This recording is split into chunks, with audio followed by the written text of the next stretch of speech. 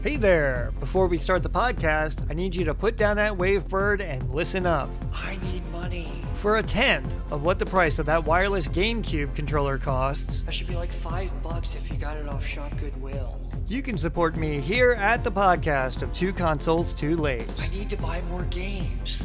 Your support gets bonus content like additional episodes, Discord server access, typewriter manifestos, and personal shoutouts on the airwaves. I actually have a typewriter. Vote on Patreon polls to see what video game I talk about next. Nothing on Atari 2600. So go to patreon.com/2consoles2late because what the world needs is more Stick It!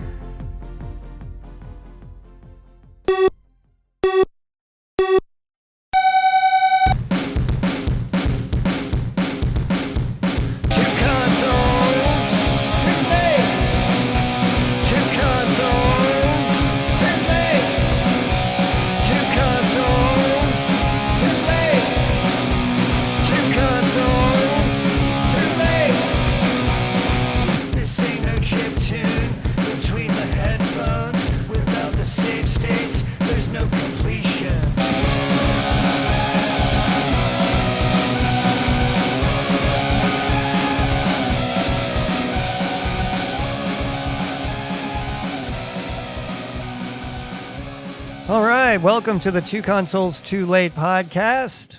I am the host, Jackson Keebler, and I am Two Consoles Too Late. On this episode, I am looking at The Guardian Legend, part shmup, part action-adventure. Yes, I said shmup. I don't know if I want to give into that term, but it slipped, so what can I say? Also, over on Auction Alert, we're going to take a look at a couple lots of Sega Saturn games that went way above their value and kind of has me scratching my head. So anyway, it's going to be a lot of fun. Let's get started.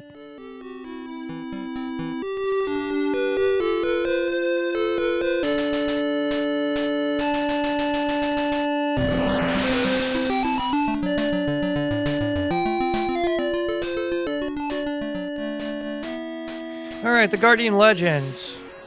Before we start talking about that, I'm going to do a stick it real quick, and stick it is going to myself because I think I'm going to be using the term shmup. And if you listen to episode 108 when I was talking about Gradius and other shmup, I expressed my dislike for that term, but I find myself caving.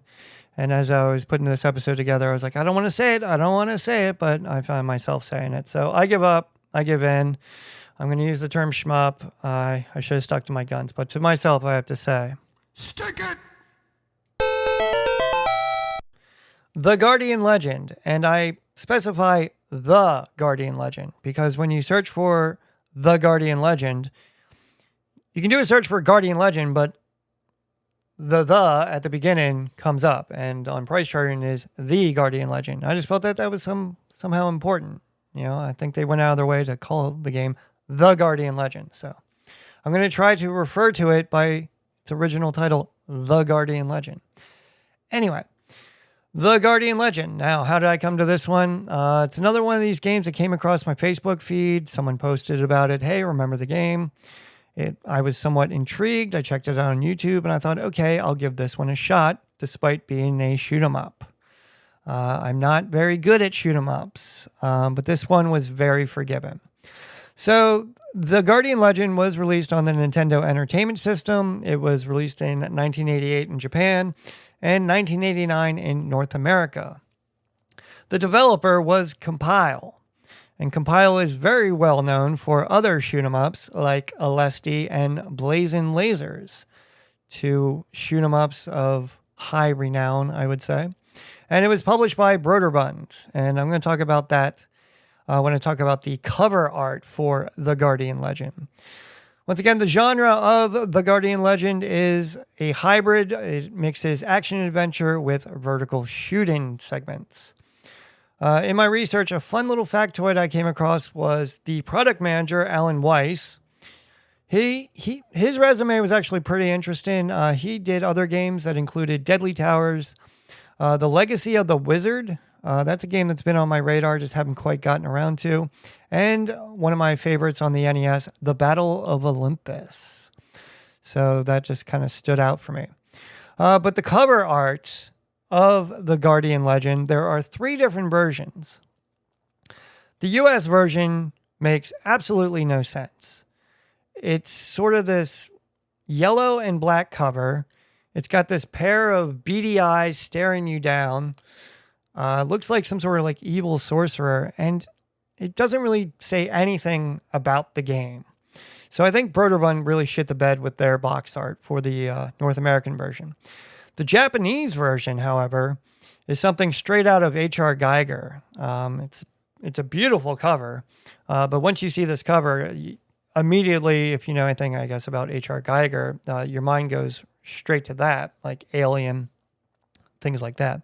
But the European version actually depicts the heroine as a female with wings, so it actually says a little bit of something about the game. So I thought the 3 different cover art renditions are very interesting. And once again, I don't know how Broderbund just completely, once again, they shit the bed on this cover. It's bland, it's boring, and I don't think it's faithful to the game itself.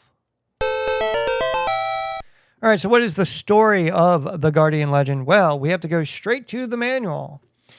And I downloaded the manual from the interwebs, and I have to say that the manual is it's kind of a little work of art unto itself, at least this one page that describes the Guardian Legend. It's like a little space landscape. You got like some sort of alien going on. You got some like alien mushrooms growing out of the ground. There's some sort of weird thing, planet orb in the background. Anyway, so this is it. The Guardian Legend. Long ago in a distant galaxy, an alien race sent a huge world called Naju, hurling towards Earth, loaded with a cargo of mysterious life forms. During the long journey, these creatures have multiplied and become increasingly evil. And now Naju teems with evil. However, deep within this complex globe are self-destruct mechanisms that can be activated to destroy it before it reaches Earth. Now, you must battle your way deep within Naju's labyrinth to destroy the alien world. You are the Guardian of Earth, and your saga will become the Guardian Legend. Okay, once again, this podcast does this manual no justice because the next page of the manual shows a picture of Naju with a section cut out. And it points out the labyrinth. The external maze on the surface of Naju consists of passages and rooms. And the dungeon. Inside Naju, there are mysterious corridors created by the huge evil life forms. So the action-adventure sequences of the game take place in the labyrinth. And the dungeon, those segments are the vertical shooting segments of the game. But how to play the Guardian Legend, once again, straight from the manual, because manuals used to be such a source of information with these games. You have to activate 10 safety devices inside the dungeon to destroy Naju. You will have to fight aliens in the labyrinths and corridors of the dungeons. Try to locate the entrances to the different corridors by looking at the map on the subscreen. Yay! Video game maps. I love this map, and I'm going to talk about my experience with the map in just a bit. Your main weapon has unlimited firepower. You can hold down the B button for continuous firing. Your secondary weapons scattered on the surface of Naju are limited by your power chip maximum and the number of power chips you are carrying. Some secondary weapons consume more power chips than others. Some of the aliens drop items, including power chips, when they are killed. You can pick up these items by walking or flying over them. Some of the items dropped must be blasted. Some of the items dropped must be blasted open before you can get them. Explore as much as possible. Naju is big, and there are a lot of things to discover. And yes, Naju was quite big. All right, there are 12 sub-weapons within the game of The Guardian Legend. And here they are straight from the manual. There is multi-bullets, backfire, area blaster, repeller, wave attack, bullet shield, grenades, fireball, hyper laser, saber laser, cutter laser, and enemy eraser. Now, the nice thing about these weapons is that you can utilize them on the surface, in the labyrinth action-adventure sequence, and in the shoot 'em up dungeon sections. But my experience was I just had a couple go-to weapons that just kind of did the job. So for the most part, against like there's some mini bosses on the surface in the labyrinth. Some of those, to defeat them, you had to use the backfire weapon. It's just how it worked with some of those mini bosses. Another one that I used heavily was the cutter laser, and I was able to cheese one of the bosses using the cutter laser, and I would say the cutter laser actually saved my ass a couple times. The enemy eraser, it's a typical shoot 'em up weapon. It just sort of destroys everything on the screen. That got heavy use just to kind of get some pickups to pick up life, chips, and what have you. But other pickup items included an energy tank, gun. Like, I don't know, this gun actually kind of looks like a shoe. That's just my impression. The gun raises your attack power, and there are power hearts. Once again, increases your energy. And there's blue chips, which gave you 20 power chips, and red chips that gave you 50 power chips. And also there was blue landers and red landers. Now these are weird little pickups because they're like these little balls with eyes and a mouth. They don't really get explained, but the blue landers raised your maximum energy and restored some energy, and the red landers raised your power chip maximum, which was much needed as you progress through the game. But at the end of all the corridors in the dungeons, there is, of course, a typical shoot 'em up boss, and the various bosses are Zibzub, Igor, Optimon, Grimgrin, Bombarder, Crawdaddy, Terramute, Fleepa, and Clawbot. As I was looking at this and playing the game, I just thought, what a great job, to name these bosses, much less design them.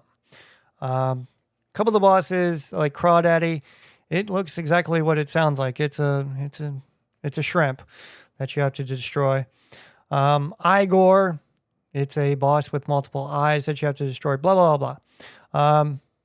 Clawbot was the one the boss I was able to cheese with the cutter laser. You just got on top of him at the top of the screen and just held on to the cutter laser, and you took no damage, and he was quickly killed.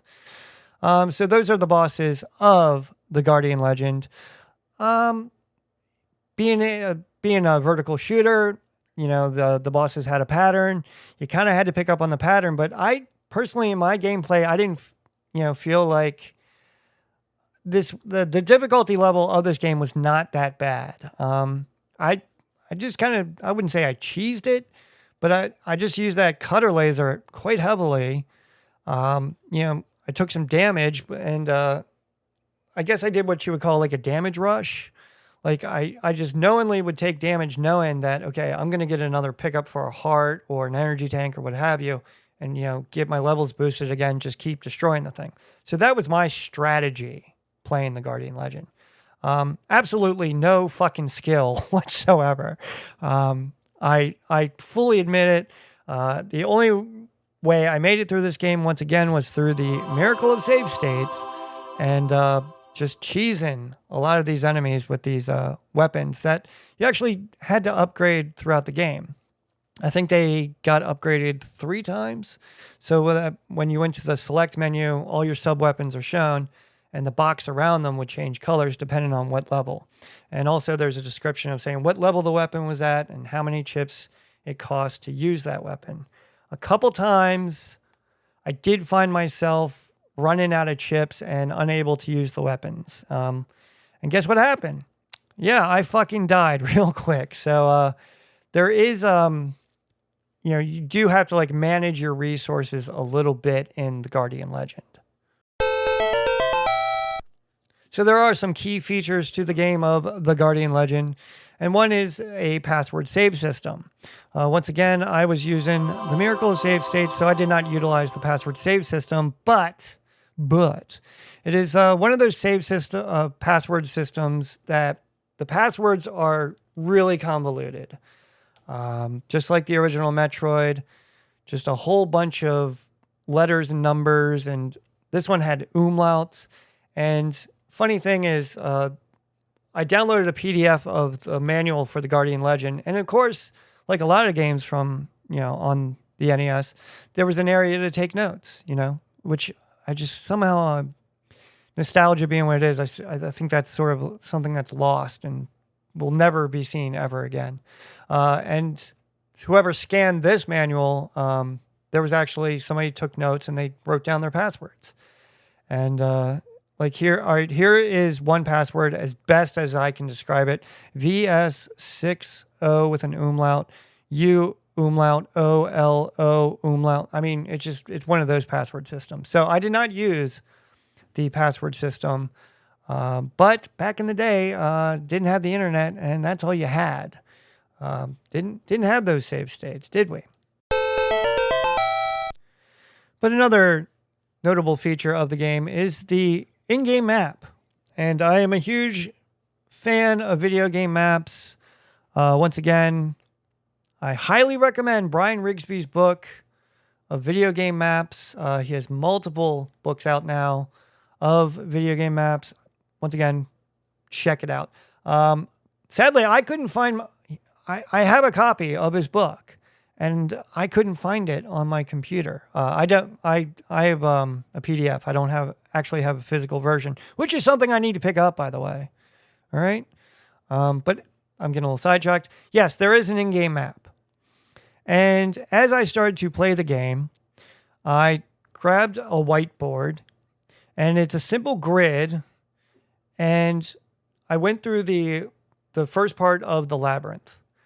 And I went to every square on the map and kind of drew what was there as best as I could draw it.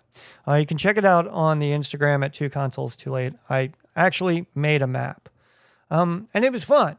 It's fun, making maps like we used to back in the day before we had the interwebs. We didn't have those PDFs and what have you. We had to make our own. We didn't even have whiteboards. Had to use a pencil and a leaf. All right, I apologize for that silliness. But anyway, yes, I did make my own map. And on my map, I marked what keys went where, because as you defeated a corridor, you were given a key. And that key was given an elemental shape. The shapes included little half moons, squares, crosses, wavy lines, backwards question mark. I mean, that's me describing what I think the shapes are. And there is, I wouldn't call it puzzle solving. The puzzle solving of the Guardian Legend kind of comes into, as you approach the corridors, there's rooms, and these rooms give you hints of how to unlock the corridor. So certain corridors could only be opened with certain weapons. Certain corridors could only be opened if you stood there for 10 seconds, blah, blah, blah. So there was some puzzle solving. But the elemental shapes of the keys reminded me, and this is just me, once again, of something from like Tomb Raider, just basic elemental shapes of certain keys go in certain places. But once again, I wouldn't have known where to put the keys or where to go if I had not made my little whiteboard map. I am proud of this whiteboard map. But another wonderful feature of the Guardian Legend is the wonderful chiptune soundtrack. And we heard the title track at the beginning here talking about the video game. But here is another track. It is Approaching Naju. And I could not find in my research who the composer was, but it's a nice upbeat little shoot 'em up ditty. Please enjoy.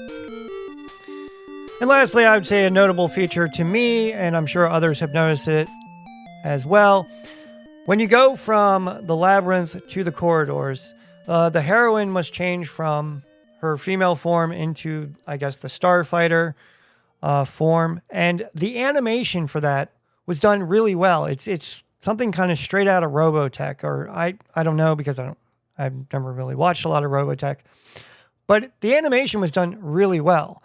Once you're in the shoot 'em up, once you're in the dungeons and the shoot 'em up portions of the game, the spaceship itself, my first impression was it looked like the spaceship from Galaga.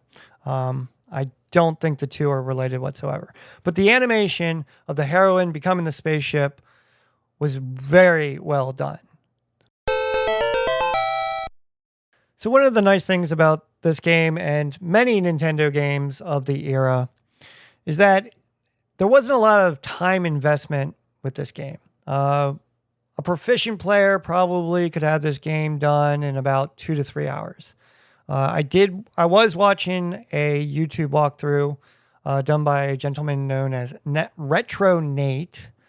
And I did watch his playthroughs a little bit. I didn't get stuck too many times. Like, once again, that one boss I had to cheese, I totally got that from him. But he considered this game a hidden gem. And as I was playing the game, I don't know. I was thinking about that. Is this a hidden gem? Sure. Yeah, I'll give it that. But when a lot of games get that term, the term hidden gem gets bandied about so much, and there's so much nostalgia with these games. Not with me, but some of them, that they get referred to as hidden gems. Yeah, this wasn't a Legend of Zelda. This wasn't a Contra. This wasn't a Castlevania.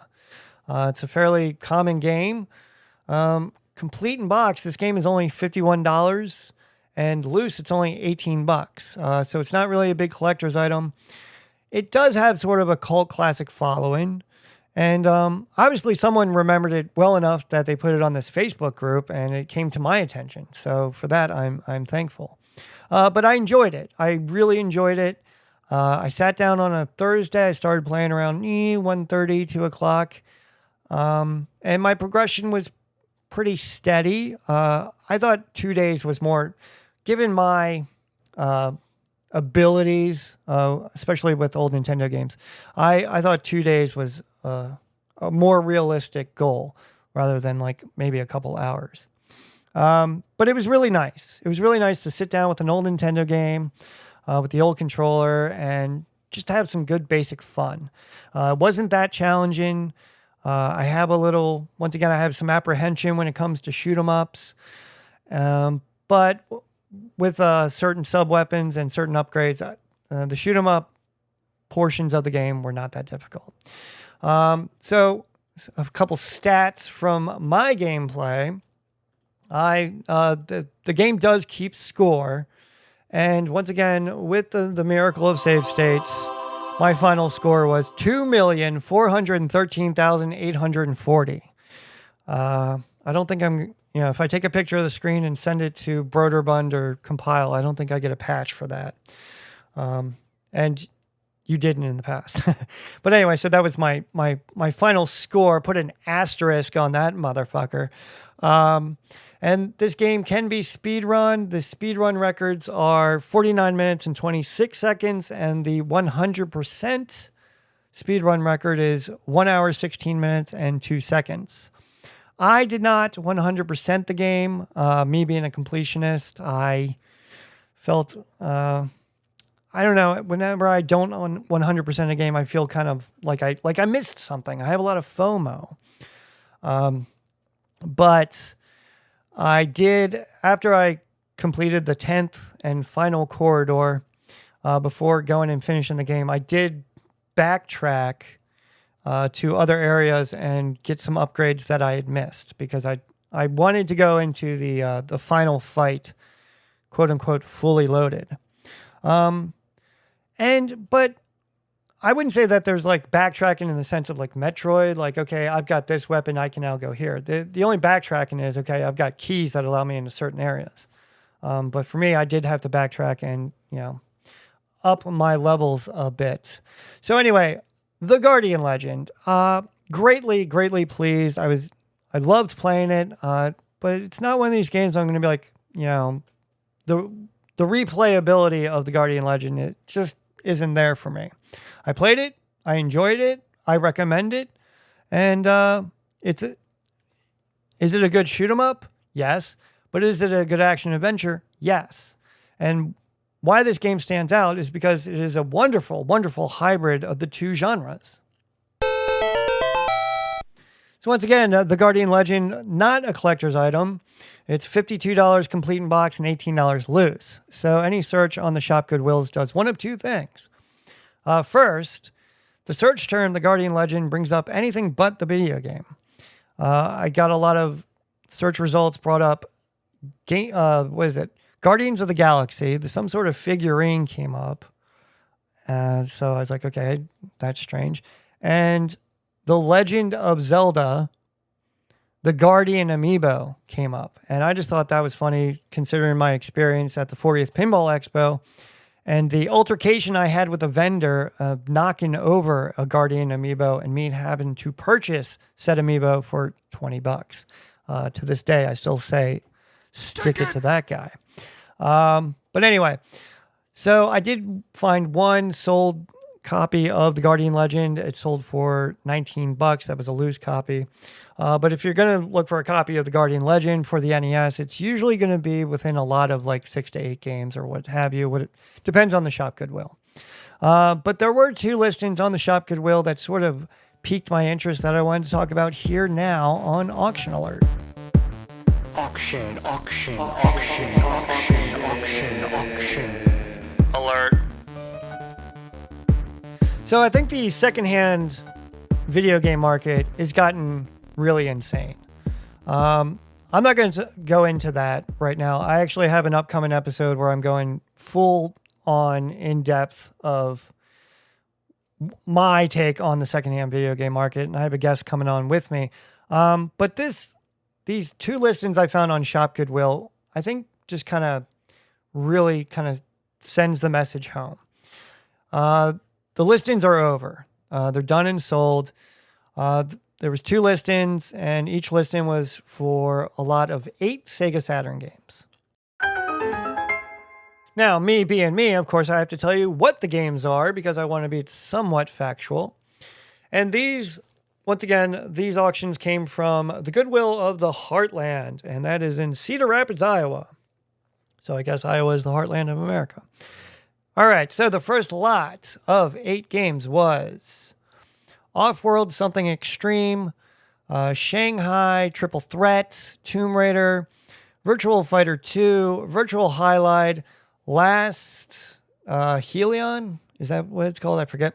Tetris Plus, and College Slam. Okay? Now, the title of this lot was Collection of Untested Sega Saturn Games with Virtual Highlight. So they knew that Virtual Highlight was the quote-unquote banger of this lot. And Virtual Highlight is a $70 game. All the other games, somewhere between as low as $17 and as high as $40. So when you add up the price chart and value of all these games, it came to $277. All right? And they're all complete in box. The condition looks pretty good. But they sold for $352. All right? $80 above price charting. So I'm like, okay, scratching my head. So I had to look at the other listing of 8 games. And those games included The Mansion of Hidden Souls, NBA Jam Extreme, WrestleMania, Iron Man, whatever that is, World Series Baseball, Madden 98, Virtual Open Tennis, and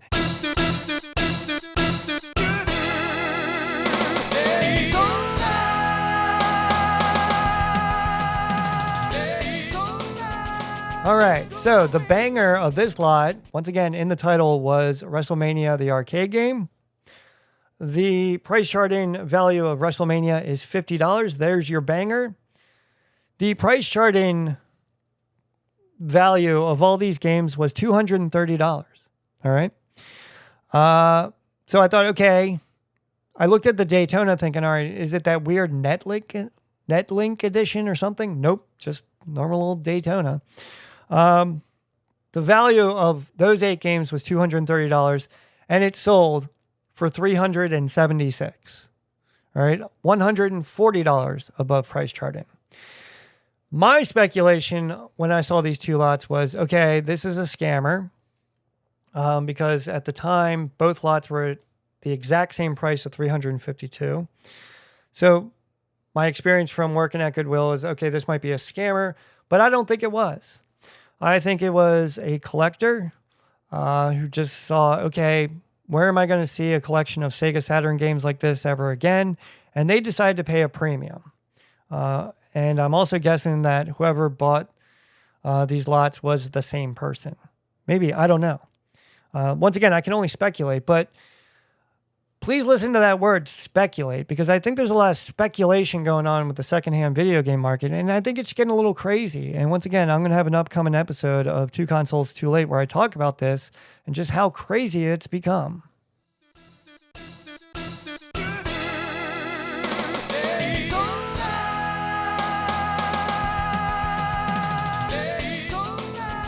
All right, so that's it. Thank you for listening to the podcast. I have been the host, Jackson Keebler.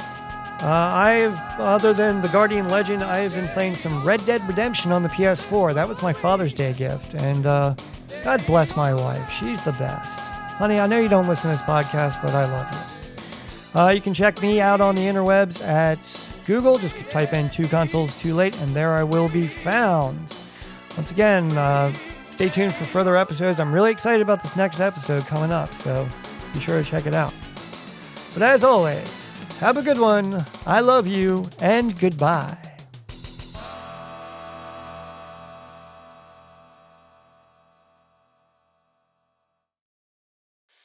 Daytona.